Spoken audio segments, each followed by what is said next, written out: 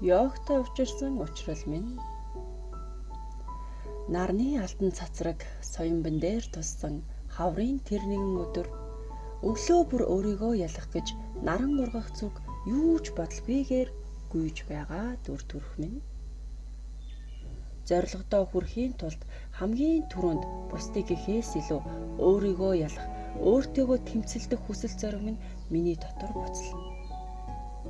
Бага байхаасаа л дасгал хөдөлгөөн гэдэг зүйлийг огтхонч тоодгүй хичээл номын мөр хөөх дуртай миний хувьд хөдөлгөөнтэй учирсан тохиол минь хүүхэд гаргаад жин нэмж өөрийнхөө нарийнхан гойлог өмнөх төрхөө алдаж өөхөнд хүчигдсэн биетэйгээ тэмцгийн сацуу өөрийн мөрөөдөлтөд хүрэх нэгэн зэмсэг болгон эрүүл хооллолт гэдэг зүйлийг бусдад таниулах юм шүү гэсэн хүслээс минь эхлэлтэй байлаа. Интернет сошиал орчноос жингээ хассан, галбираа олж авсан мундаг багш нар дайчин бүсгүйчүүдийг байн хараастай. Үүний дунд миний анхны багшийн минь инээмсэглсэн эмэгтэйлэг дүр төрх хамгийн тодор туссан юм. Ийм гоё учраас л хүмүүс багшийн маань дагдаг байх таа гэсэн бодол дотор орших бүр би хичээх хэрэгтэй гэд өөрийгөө хуцална. Ингээд өглөө бүр гүйнэ. Сүүлдээ найзууд хамтрагчтай болно.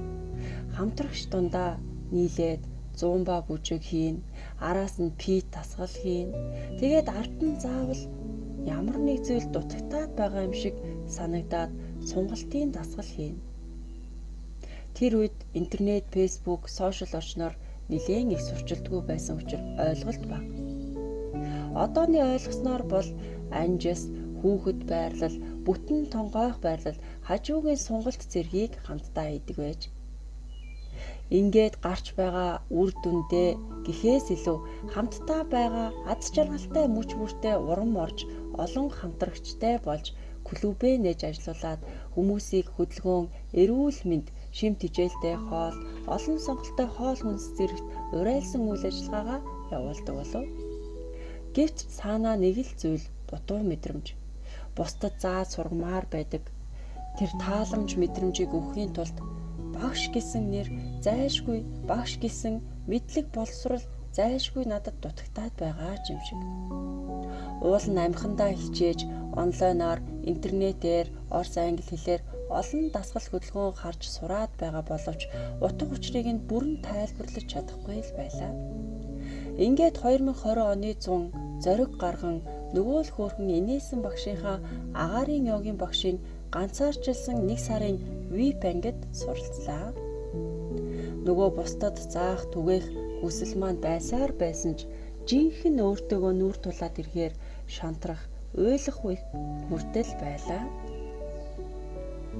Ялангуяа амьсгалын дасгал хийх, онлайн хичээл үзэх үед нойр маш их хурж, сарын турш цагаан хоолтой байсан учраас нэг л хэцүү юм шиг гэрээсээ хол айлд хүүхдэд дагуулад очиж байсан маань өөрийнхөө тухлах бүсээс холдсон учраас хаяада бачуурж өөрийнхөө хийсэн сонголтондоо эргэлзэх үе хүртэл байлаа.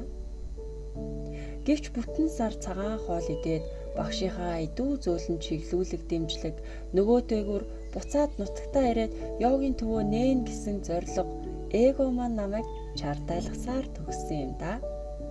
Хэдийгээр өөрийгөө голж шантрах үе байсан ч гэсэн тэрийгэ дотроо нууж чадна гэсэн урмаар ханигаа хурцлж нээсэн минь одоо олон хүний урам хайрлах, эрэх дуртай, ирээд тайвшрал, урам авдаг газар болсонд талархаж байна. Ингээд агаарын йогийн хориглох заалтанд тохирохгүй олон настай хүмүүс, олон жин ихтэй хүмүүс хандаж байгааг хараад тэдэнд боломжгүй гэд буцаах сэтгэл хүнд байсан. Намайг юу ч мэдэхгүй байхад юу ч чиг баримжаагүй өөрийн хар ухаанаар интернетээс сурснаа зааж байх үеэс л итгэж хамт байсан 2 хамтрагч маань одоо миний шав болоод мөн хамтдаа мөр зэрэгцэн суралцаж багш болсон сэлгэм авш зол эрдэнэ 2 багштай маш их талархаж явдаг.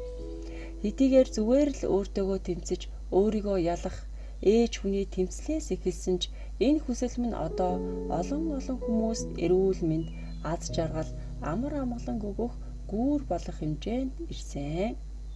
Одоо би зөвхөн өөрийнхөө төлөө биш, магадгүй өөрийн урьд насны кармагаар ч юм уу энэ үйлдэл эргэлт буцалтгүйгээр орсон. Анхны мэдрэмж зөвхөн биеэ гоё болгох, жингээ хасах байсан бол одоо йог бол миний амьдралын салшгүй нэгэн хоолунд агаар ус мэт болсон. Зөв сэтгэлтэй хүнд үг бүр зөөлөн тусдаг гэдэг.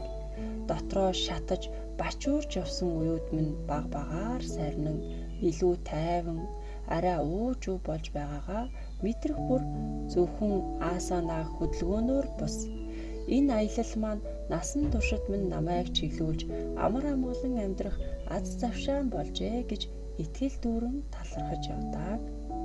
Зөв замдаа яваа болохоор сайхан багш нар, сайхан шавнар, олон сайхан хүмүүстэй уулзсаар байгаадаа өдөр бүр талархалтай байна.